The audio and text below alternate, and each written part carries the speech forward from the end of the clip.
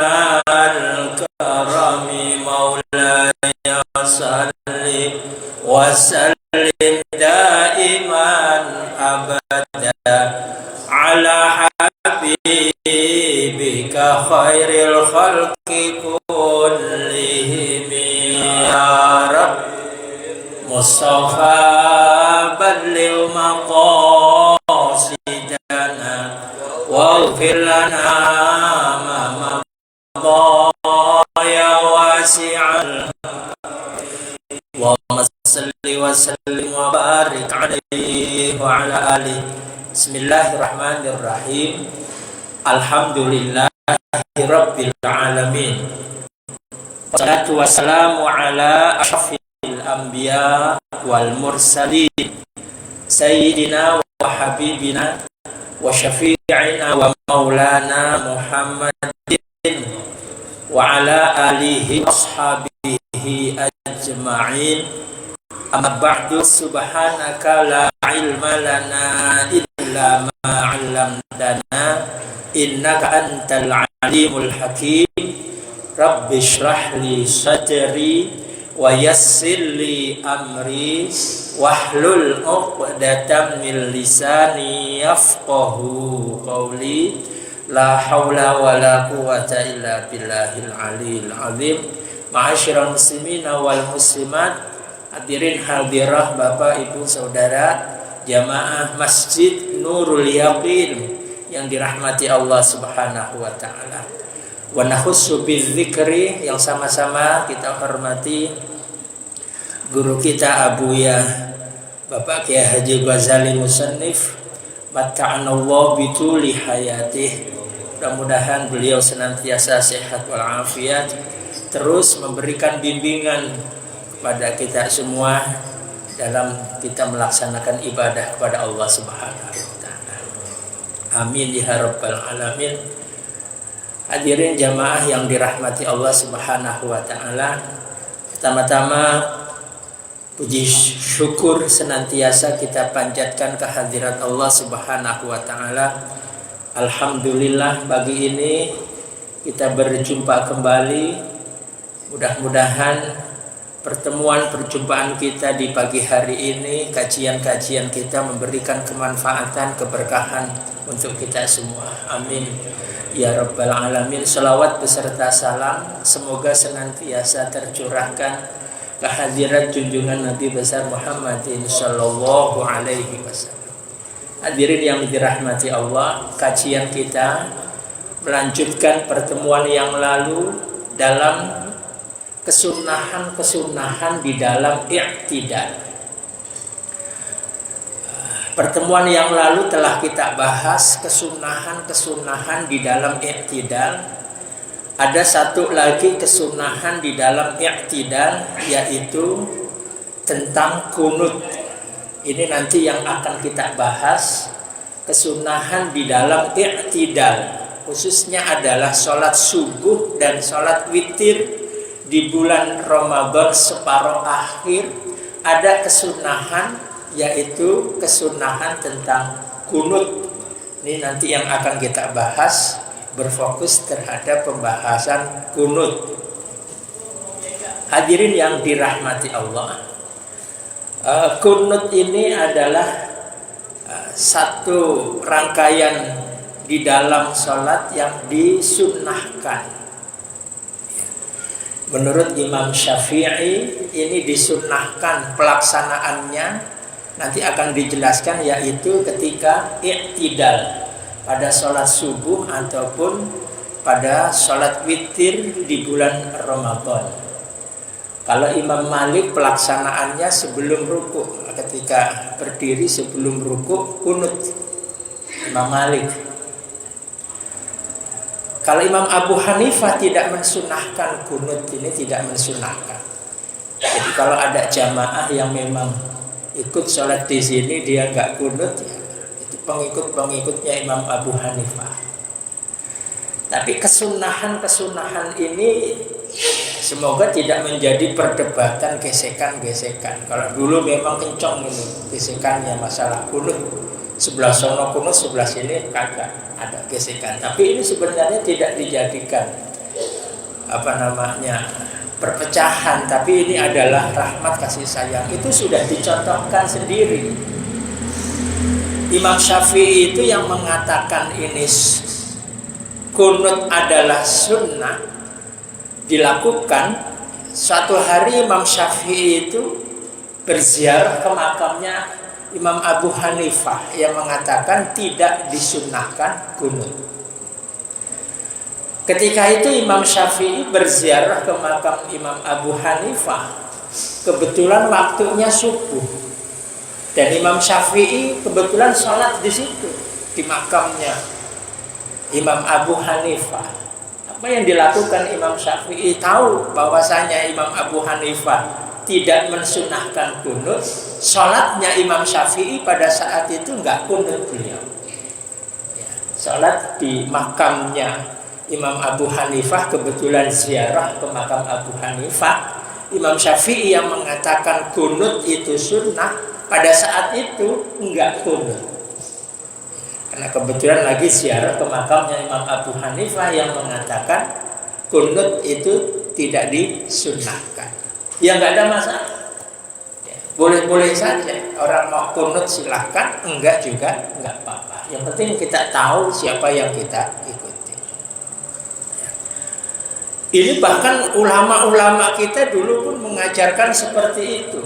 Kalau hal-hal yang sifatnya bukan hal yang pokok, bukan akidah.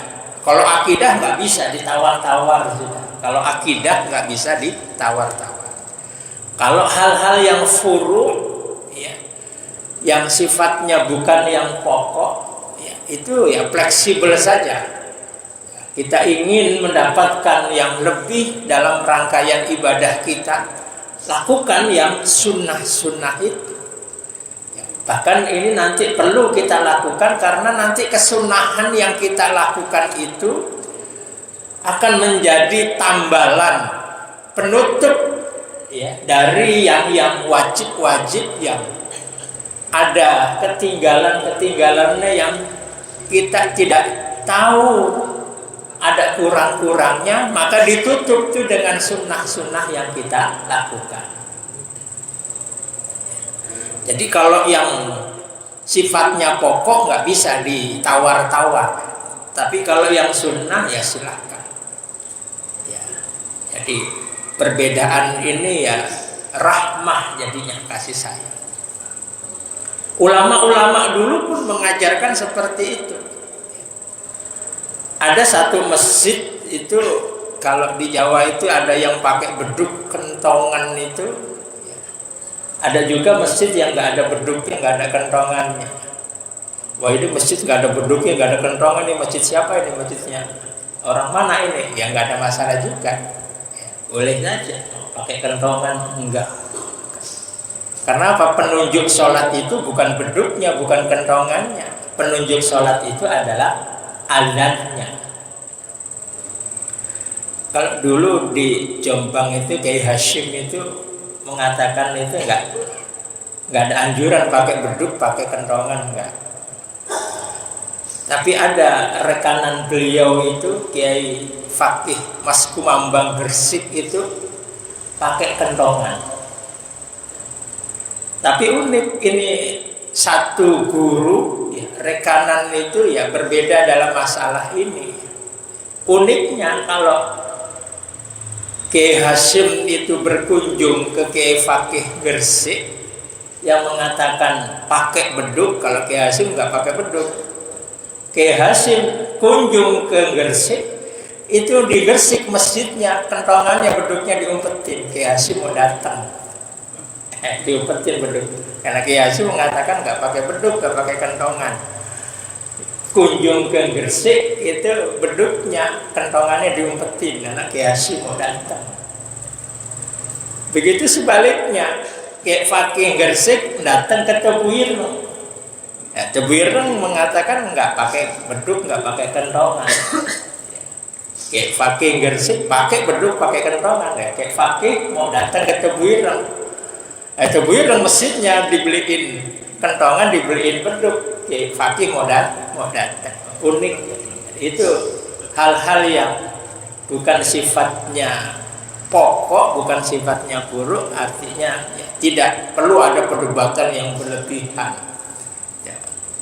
Dan juga beduk ataupun kentongan bukan menunjukkan waktu masuknya waktu sholat, enggak.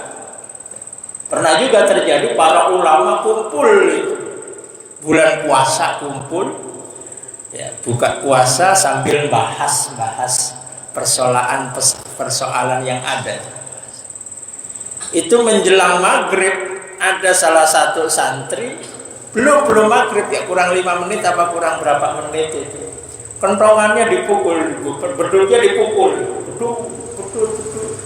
Itu para kiai yang denger itu ya, pada buka puasa, kentongannya udah dipukul, beduknya udah dipukul, ya pada berbuka puasa. Akhirnya ada yang bilang, ya hei, ini belum masuk waktunya, lo kok pada buka? Iya, itu tadi kentongannya udah pada bunyi itu. Belum masuk, padahal itu pada kentongannya dibuka, pada berbuka puasa, di beduknya dipukul. Siapa itu yang mukul beduknya? Sini, panggil itu yang mukul beduk. Kenapa belum maghrib kok kentongannya duduk? Iya kan, buka puasa ukurannya bukan beduk, bukan kentongan. Buka puasa ya adzan ini.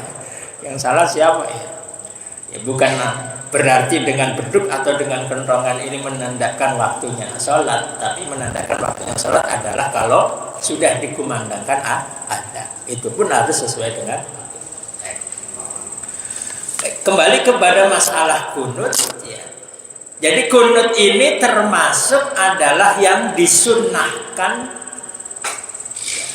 di dalam rangkaian sholat. Nanti kunut dibagi dua. Kunut itu dibagi dua. Yang pertama ada namanya kunut ratibah. Ya, kunut ratibah ini adalah kunut yang dilakukan pada iktidal rakaat kedua dari sholat subuh. Itu masuknya dalam kunut ratibah.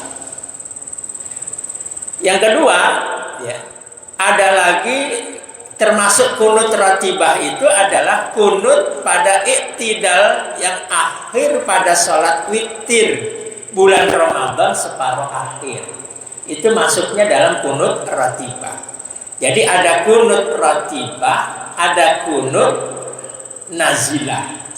Jadi ada kunut ratibah, ada kunut nazilah. Nah, kunut pada sholat subuh itu masuknya dalam kunut ratibah. Kunut pada sholat witir rakaat akhir itu masuknya pada kunut ratibah.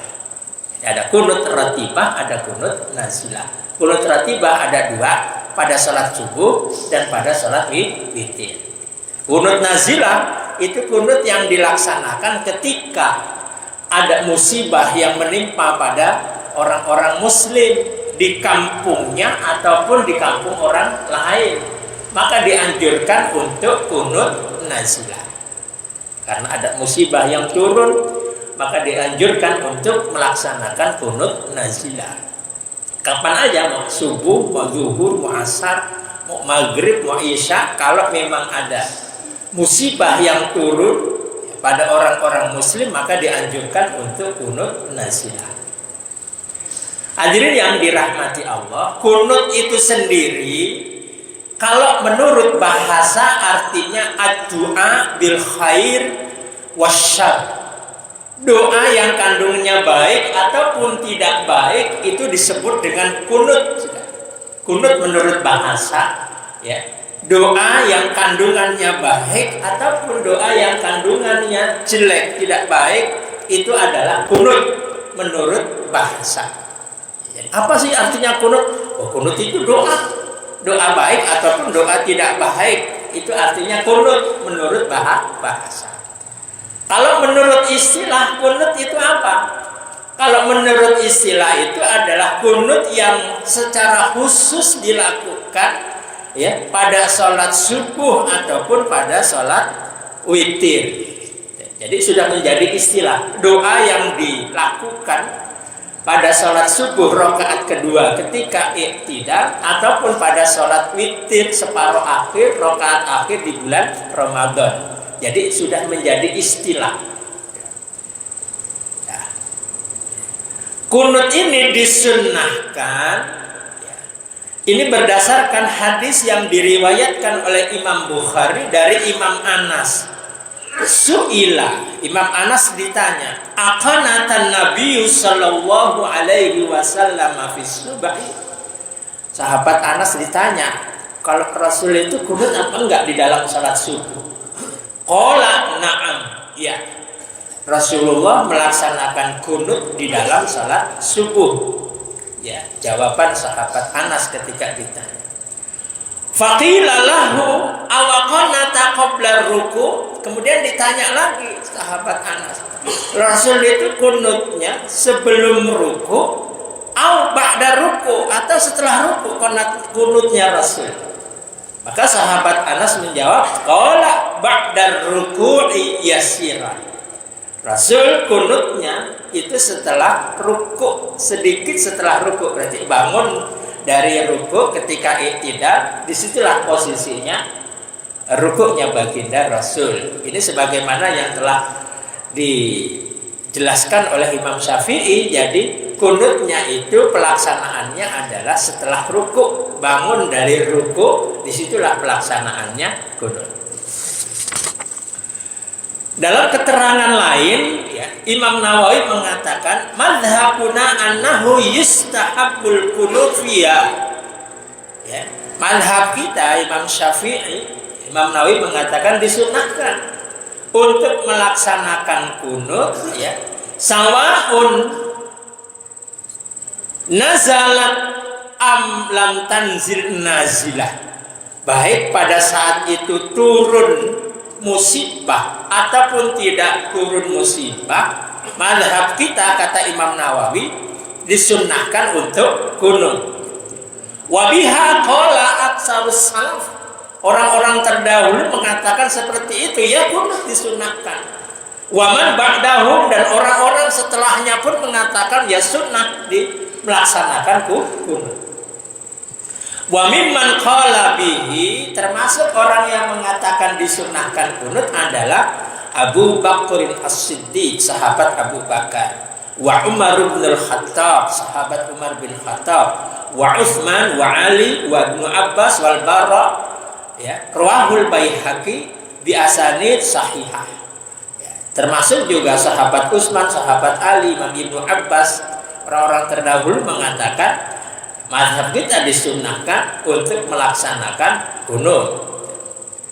Wa qala bihi minat tabi'in, kurun selanjutnya dari kurun-kurun para tabi'in pun mengatakan, ya, seperti mazhabnya Imam Ibnu Abi Lail, Imam Ibnu Abi Laila, wal Hasan ibn Saleh, wa Malik wa Dawud, termasuk juga mengatakan disunnahkan untuk melaksanakan kunut. Ya. Kapan pelaksanaan disunnahkan kunut ini? Ayyakuna fil i'tidali rak'ati tsaniyah wa ayyakuna ba'da dzikrir ratib.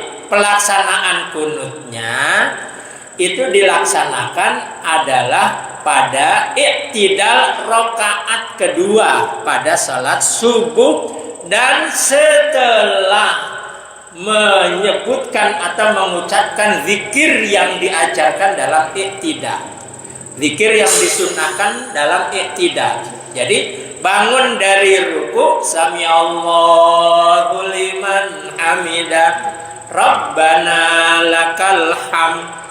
Kunut di situ, Allahumma hdina fiman hadait. Jadi pelaksanaannya pada ruku yang kedua salat subuh, ayyakuna ba'da dzikrir ratib, baca juga zikir-zikir yang disunnahkan pada i'tidal, baca. Cuman enggak semua, bacanya enggak semua. Kalau dibaca semua gimana? Sami Allahu liman hamidah, ini termasuk zikir yang dianjurkan ketika bangun dari ruku. Kemudian baca Rabbana lakal hamdu. Kalau dibaca semua gimana? Enggak apa-apa juga. Tapi itu, ya, biasanya dilakukan oleh imam-imam yang memang tahu kalau dipanjangkan nggak apa-apa, ya, dibaca semuanya. Ya, makmumnya pada seneng dipanjangin, dibaca doa-doa yang pada i'tidal. Rabbana lakal hamdu mil'us samawati wa mil'ul ardi wa mil'u ma syi'ta min syai'in ba'du. Baru kunut. Allahumma hdina fiman hadait. Boleh enggak, Pak? Ya. Dipendekin juga nggak apa-apa. Rabbana lakal hamd. Langsung kunut. Allahumma hdina fiman hadait. Jadi ayakuna ba'da dzikri ratib. Nah, ya, ini pun yang tadi dijelaskan sebagaimana hadis yang diriwayatkan oleh Imam Anas. Jadi kunutnya ba'da ruku ya yasiran. Setelah ruku bangun sedikit baca walaupun sedikit doa yang ada pada i'tidal ya, Rabbana lakal hamd, baru di situ mulai pelaksanaan kunut. Ayyakunal kunutu ma'tsuran, kunut yang dianjurkan itu, yang disunnahkan lagi adalah kunut yang memang diajarkan oleh baginda Rasul ya. Itu yang bagus gitu. Kunut itu disunnahkan. Bacaan yang di dalam kunut, doanya, kandungannya adalah yang diajarkan oleh baginda Rasul. Apa yang diajarkan? Ya itu yang biasa kita baca. Allahumma hdini fiman hadait, wa afini fiman afait, wa tawallani fiman tawallait. Itu yang diajarkan oleh baginda Rasul. Nah, kalau bagi imam bagusnya jangan pakai domir sendiri ya. Domirnya pakai domir jamak. Bareng-bareng Allahumma hdina, bareng-bareng Allahumma hdini sendiri. Yang bagus bagi imam ya domirnya dijamakkan, pakai domir bareng-bareng. Jadi kunut yang dianjurkan adalah ya, bagusnya adalah kunut yang memang diajarkan oleh baginda Rasul. Pertanyaannya, boleh nggak kalau kunutnya pakai doa-doa yang dia yang ada di Al-Quran, pakai doa yang lain umpama? Nggak ada masalah, boleh. Yang terpenting kita tahu kunut itu ya, kunut itu kandungannya di dalam kunut itu yang terpenting ada doanya, ada pujiannya, ada doa, ada pujian. Ini kandungan yang di dalam kunut. Kunut-kunut yang kita baca itu, yang diajarkan baginda Rasul itu ada doanya, ada juga pujiannya. Maka boleh saja andai kata dia orang berdoa di dalam kunutnya dia pakai ayat Quran, Rabbana ighfir lana wa li ikhwanina alladzina sabaquna bil iman wa la taj'al fi qulubina ghillan lil ladzina amanu.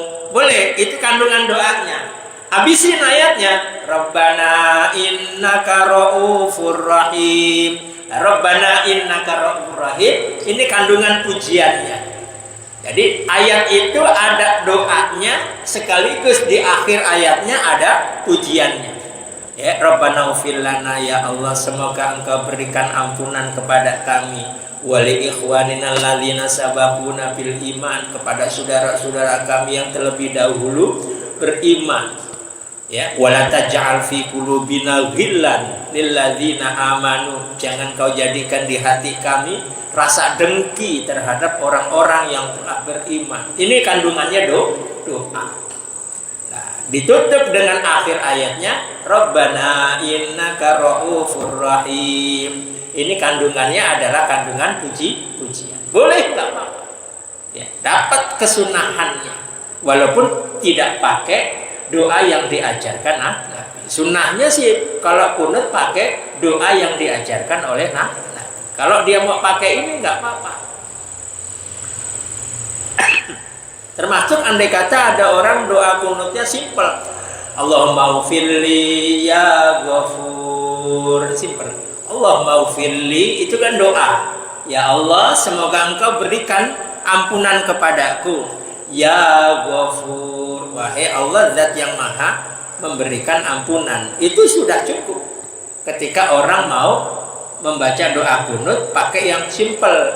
Kenapa? Di situ sudah ada kandungan doa sekaligus kandungan pujiannya. Nggak apa-apa, dapat.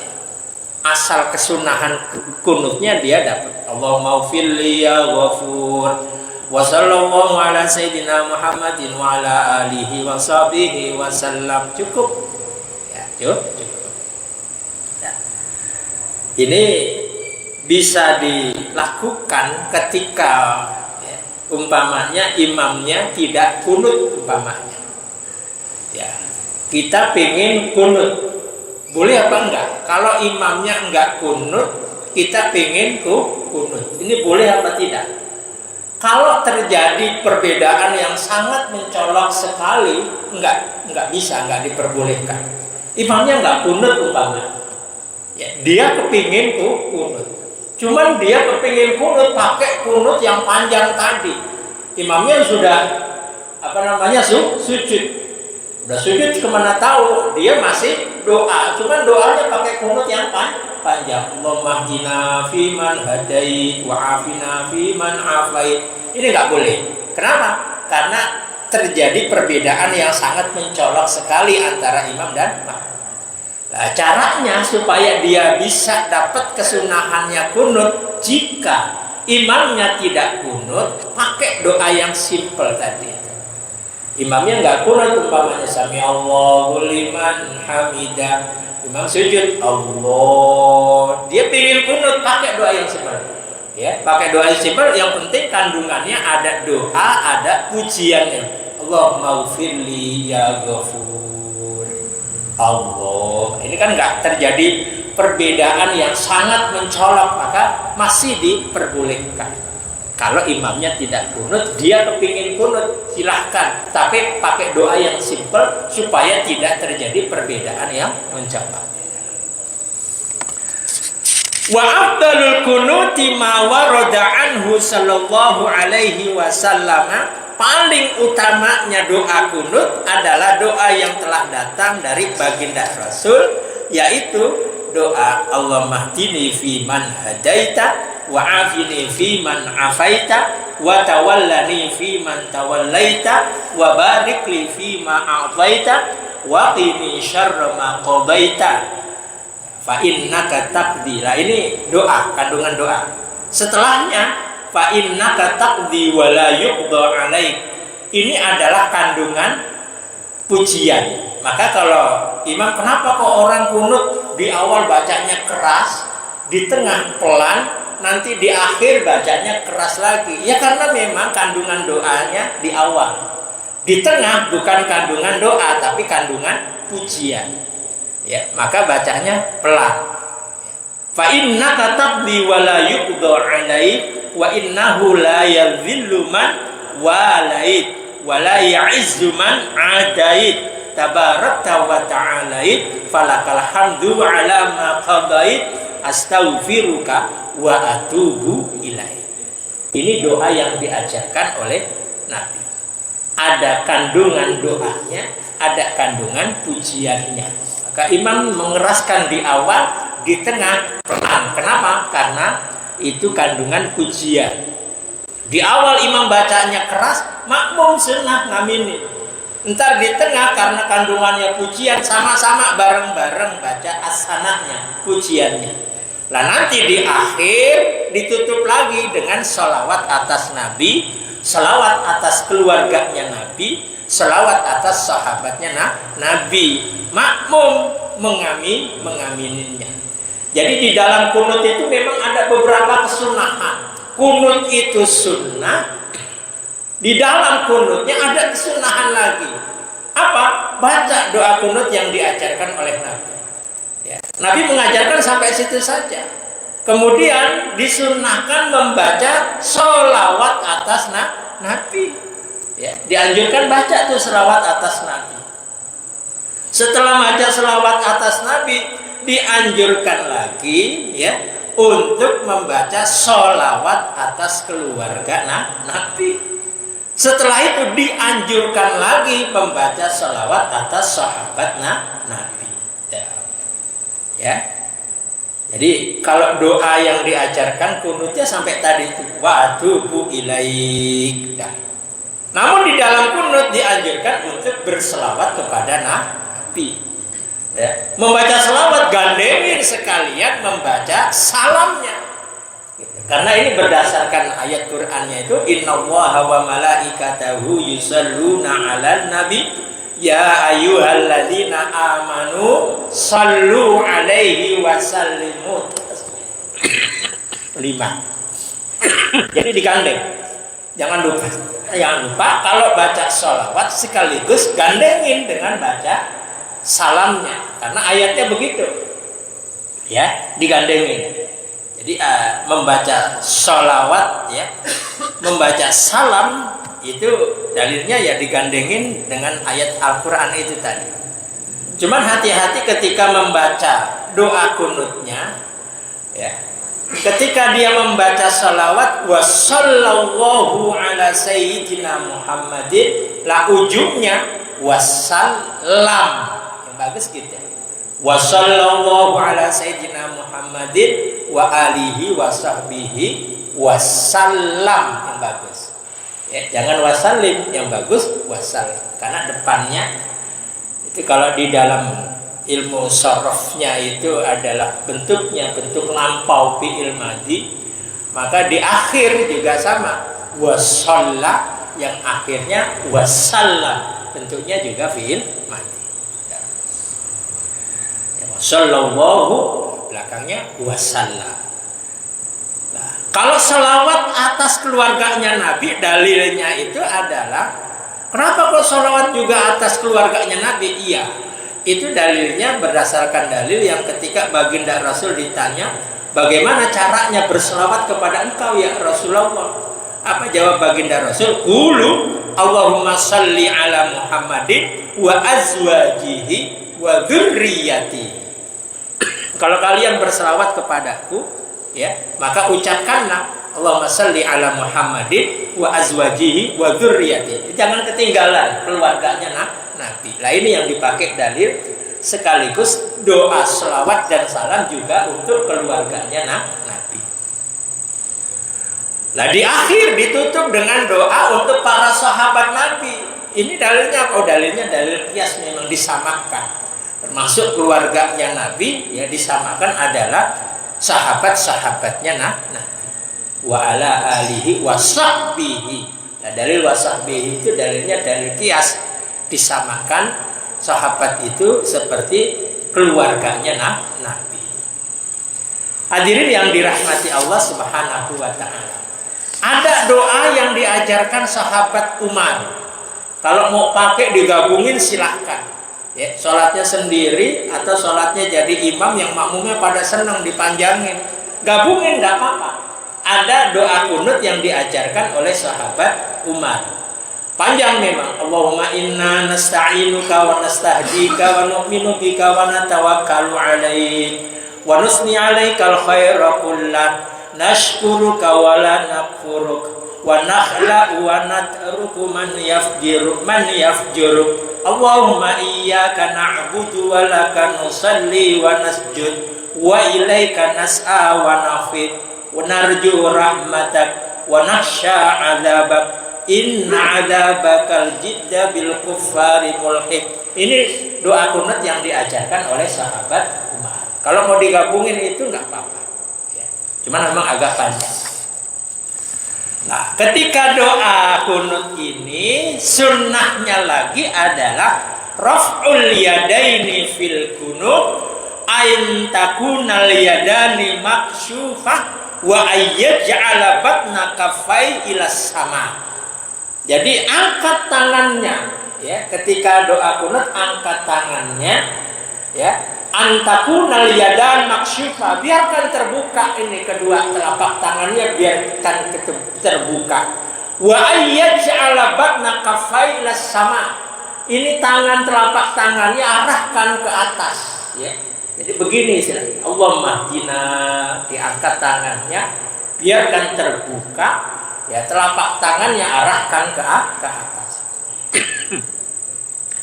Ayan jura ilaihi mahala raf'ihima. Ketika ini diangkat, kalau memang tangannya dirapatkan, memang yang bagus kanan sama kiri dirapatkan. Kalau ini dirapatkan, maka lihatlah ke telapak tangannya. Kalau sebelumnya kan melihat ke tempat sujud. Nah, ketika dia angkat tangannya, dirapatkan tangan kiri dan kanan, memang anjurannya yang bagus gitu dirapetin. Maka lihatlah ke telapak tangannya itu. Kalau memang terbuka begini, dia tetap melihat ke tempat sujud karena terlihat tempat sujudnya. Kalau doanya tangannya nggak rapat, Allahumma hdina fiman hadait. Melihatnya ke tempat sujud. Tapi kalau tangannya dirapatkan, yang bagus dirapatkan. Maka lihatnya kemana? Lihat ke telapak tangannya ini. Ya. Ayyajharul imamu bil kunut. Kalau dia jadi imam, maka dikeraskan suaranya. Ya. Suaranya dikeraskan. Ta'minul makmum ala du'a. Termasuk juga kesunahannya di dalam kunut.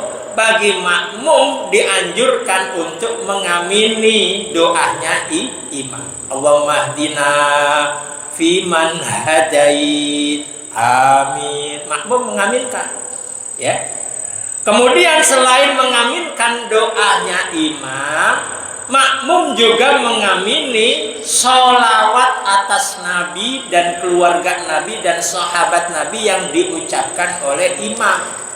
Ini di akhir, kadang orang nggak mengaminin. Wassallallahu ala sayyidina Muhammadin wa alihi wa sahbihi wasallam. Makmum, amin. Gitu diaminin. Kenapa? Ini tidak termasuk doa. Diaminin.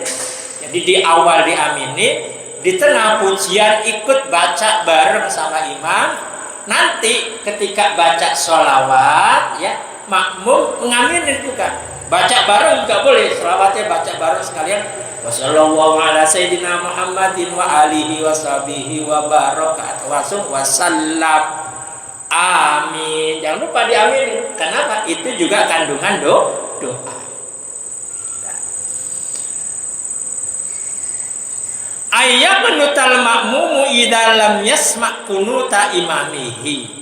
Bagi makmum jika dia tidak mendengar kunutnya imam, maka dianjurkan dia baca kunut sendiri. Ya, andai kata tidak terdengar bacaan kunutnya imam. Hadirin yang dirahmati Allah Subhanahu wa taala, ini sudah jam 6 lebih 4 menit ya. Barangkali ada yang mau didiskusikan, mau ditanya sebelum ditutup pembahasan kita terkait tentang kunut. Ada yang mau ditanya, saya persilahkan. Iya.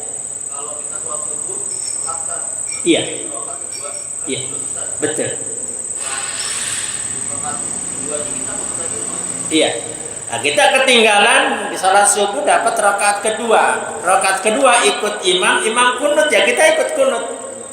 Nah nanti ya ikut kunut kita kenapa itu? Karena kita statusnya jadi makmum wajib ngikut imam. Ya, ngikutnya kunut kita karena status kita jadi makmum ya. Itu mestinya bukan porsinya, bukan bagian waktunya kita untuk kunut, tapi karena kita sebagai makmum wajib ikut imam. Imam kunut kita ikut kunut. Nah nanti imam salam kita nambahin 1 rakaat. Rakaat itu kita kunut apa enggak? Kunut. Nah karena itu jatahnya kita. Ya, jatahnya kita. Kalau tadi jatahnya karena kita ikut imam. Ya. Wah saya kan baru rakaat 1, saya nggak usah kunut lah. Imam kunut dia sujud, nggak boleh, batal salatnya. Kenapa? Dia statusnya jadi makmum, wajib ngikut imam. Entar salam, nambahin 1 rakaat, kunut lagi apa enggak? Kunut, karena itu jatahnya dia. Ya, kunut pelaksanaannya pada rakaat kedua. Baik, ada lagi? Iya. Kalau makmumnya yang kunut gimana? Apa sholat jamaahnya putus atau? Baik, ya. Ada makmum tidak kunut, ya. Imamnya kunut. Ya. Itu terputus apa tidak pelaksanaan jamaahnya? Ini memang kudu hati-hati. Artinya kudu hati-hati. Kalau dia memang niat jamaah, apapun yang dilakukan oleh imam, ya lakukan. Ketika memang itu benar dan disunahkan, ikut imam, wajib hukumnya. Lah dia enggak kunut, ya, imamnya padahal kunut. Gimana hukumnya? Enggak apa-apa, asalkan posisinya tidak berbeda. Asalkan posisinya tidak ada perbedaan yang mencolok. Tetap dia diri, walaupun dia tidak ngangkat tangan, tidak ngaminin, enggak apa-apa masih. Sama halnya seperti doa iftitah. Doa iftitah wajib apa sunnah? Sunnah. Ya, imamnya baca. Kita kadang baca apa enggak? Kadang kita enggak baca. Boleh apa enggak? Boleh. Jamaahnya masih tetap dapat. Dapat. Apa-apa. Ya. Ruku, bacaan ruku itu bacaan sunnah. Imamnya baca. Kita enggak baca. Boleh enggak? Tetap masih dibolehkan. Kenapa? Posisinya masih posisi yang sejajar sesuai dengan imam. Tidak ada perbedaan yang mencolok. Kalau ada perbedaan mencolok, nggak boleh, batal. Ada lagi? Cukup? Baik, ini tentang kunut. Mudah-mudahan bisa kita amalkan sebaik-baiknya. Di dalam kunut itu disunahkan. Di dalam kunut sendiri ada beberapa kesunahan. Di antaranya adalah kunut yang diajarkan oleh Nabi, termasuk di dalamnya adalah membaca salawat atas Nabi dan salam, membaca salawat dan salam atas keluarganya Nabi, membaca salawat dan salam atas sahabatnya. Nah, ihdinas siratal mustaqim. Kita tutup dengan membaca suratul Fatihah. Mudah-mudahan Allah berikan kemanfaatan dan keberkahan bagi kita semua. Al-Fatihah. Bismillahirrahmanirrahim. Alhamdulillah. Iyyaka na'budu.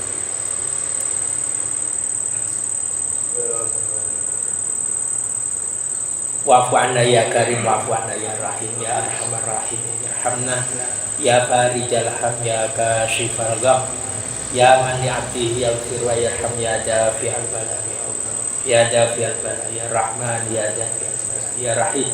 Allah bihaqqil Fatihah, sirril Fatihah, wa bi mu'jizatil Fatihah, wa bihaqqi man unzilat alaihil Fatihah, wa ya man anzalal Fatihah, ij'alna minal ummatis salihah. Allahumma anfa'na bima 'allamtana wa 'allimna ma yanfa'una warzuqna 'uluman tanfa'una bi rahmatika ya arhamar rahimin. Rabbana ighfir lana wa liwalidina warhamhuma kama rabbayana shaghira. Qul jamil muslimina wal muslimat wal mu'minina wa fiha subhanakallahumma wa tahiyyatuhum fiha salam wa akhiru da'wana alhamdulillahi rabbil alamin.